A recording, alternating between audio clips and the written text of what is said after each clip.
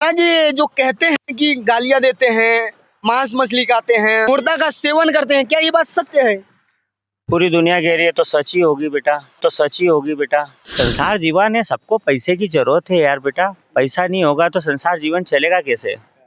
आप काले वस्त्र धारण करते हैं, लेकिन सत महात्मा जो होते हैं वो भगवा कलर के वस्त्र धारण करते हैं, ऐसा क्यों? किसी से ना पैसा ना कोई कौड़ी ना किसी से वो है लेना देना हमें। हम अपनी साधना में है, आनंद में है, मस्त है। तुम सिस्टम को सही करो, सिस्टम सही रहेगा तो हमारे देश की सोने की चिड़िया बन सकती है। तो मैंने बोला कि अगर मैं आपकी जगह होता तो मैं सबसे बड़ा पागल होकर पूरे देश को, भारत को है ना, मुक्त कर देता। तो वो बोले ऐसा नहीं है, ये कलयुग है और प्रथाओं के साथ चलती आ रही राजनीतिक परंपराओं के साथ। आप देख सकते हैं चारों तरफ संत महात्मा और अघोरी जी दूर दूर से आए हुए हैं। अभी हमारे साथ हैं एक अघोरी जी, क्या नाम हुआ महाराज?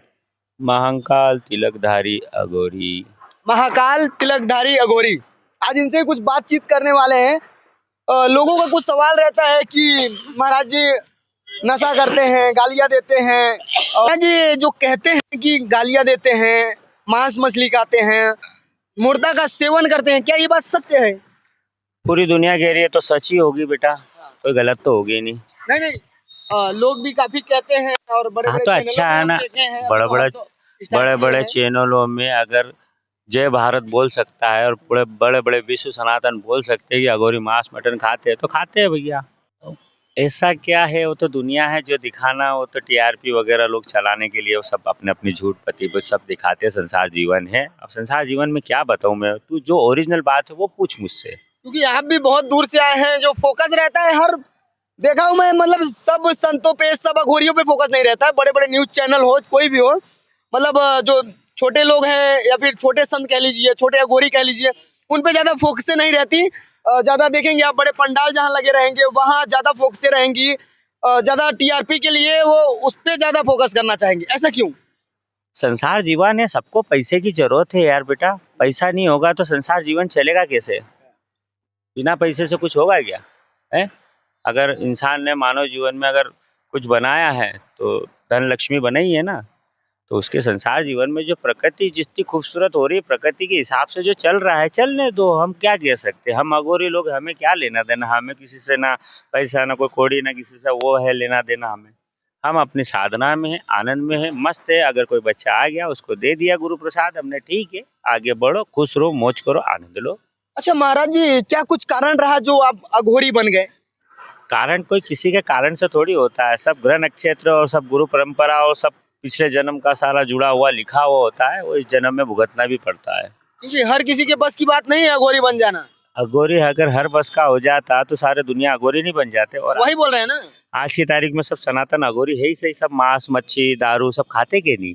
हमसे ज्यादा तो तुमको नहीं बताते कि उसको बंद कर दो, दारू मत संत खाने। तो बोलते हैं कि नहीं नहीं हम नहीं खाते हैं, मांस मछली मत खाइए। संतों का कहना रहता है, महंत का कहना रहता है। देखो महंत तो संत जो कहते हैं ना वो तो कहते रहते हैं, बाकी जो हमारे हिंदुस्तान के अंदर जो राजनीतिक पॉलिटिक्स है ना, वो तो समझदार अघोरी है ना कि हमें क्या करना, हमारे संसार को जीवन के अंदर मनुष्य को क्या खिलाना चाहिए। एक अच्छी शुद्ध शाकाहारी रोटी, अच्छी शांत वातावरण, अच्छे से बच्चे बच्चे खेले सुंदर की तरह रहे, कोई झगड़ा पट्टी नहीं करे, कोई जगह के लिए रोज तेरा बाप की जगह थोड़ी भगवान ने बनाई, भगवान की जगह यहाँ आए हो रहने के लिए। बस तुम सिस्टम को सही करो, सिस्टम सही रहेगा तो हमारे देश की सोने की चिड़िया बन सकती है।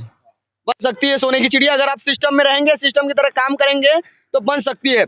योगी जी का ये जो कार्य रहा कैसा लग रहा है? ये तो हमारे गुरु महाराज परदादा जी हैं जो उन्होंने इतनी अच्छी मेहनत की। उन्होंने हमसे बात की है, बोला उन्होंने कि तिलकधारी जी आज एक बात बताओ, अगर आप मेरी जगह पे हो तो क्या करोगे। तो मैंने बोला कि अगर मैं आपकी जगह होता तो मैं सबसे बड़ा पागल होकर पूरे देश को, भारत को है ना, मुक्त कर देता। तो वो बोले ऐसा नहीं है, ये कलयुग है और प्रथाओं के साथ चलती आ रही राजनीतिक परंपराओं के साथ में, तो उसमें किस तरीके से फॉलो में की जाए, किस तरीके से आप जनता को संदेश देंगे और किस तरीके से जनता को आप प्रेम से किस सनातन धर्म को आप उठाएंगे। तो हमें बहुत अच्छा लगा उस दिन से, तो हमने उनको दादा गुरु बोल दिया। हमने सब जितने हमारे नाथ परिवार के जो हमारे लीलाधारी तिलकधारी जो तिलकधारी अघोर पंथ से है ना, वो तो हमारे दादाजी है। नाथ परिवार, क्योंकि हम नाथ परिवार से आईपन से हैं, सब कुछ है, हमारे दादा गुरु बड़ दादा गुरु सब जानते हैं। तो हम तो वही बोलेंगे जो हमारे परदादा जी गुरु लोगों ने सत्य सनातन धर्म को उठाया है ना, हम भी आप लोगों को सत्य सनातन धर्म में यही कहेंगे कि आप उनको कॉपरेट करो, जल्दबाजी मत करो, देर है बाकी अच्छा होगा, है ना। जल्दबाजी कौन करता है? जो आपके प्रति बुराई करता है। जैसे अभी मैं चैनल पे बोल रहा हूँ तो तेरे चैनल पे कई लोग ऐसे भी कुछ डिस्टर्ब करेंगे, गालियां देंगे महाराज गालियां जी। देंगे, कुछ भी देंगे, तो उनको कहना आई लव यू, जोर जोर से गाली लिखो, जो तुम्हारी माँ बाप ने जो तुम्हें संस्कृत सिखाया है ना वो बोलो, जय श्री राम, जय श्री राम, हाँ, ओम नमः शिवाय, हर हर महादेव। ऐसे पढ़ लिखोगे तो तुम राधे राधे। आ जाओगे, वरना तुम डरते ही रहोगे, होते ही रहोगे। मतलब जो गालियां दें उनका स्वागत कर सकते हैं कि ठीक है आपका स्वागत है, गालियां दे सकते हैं आप।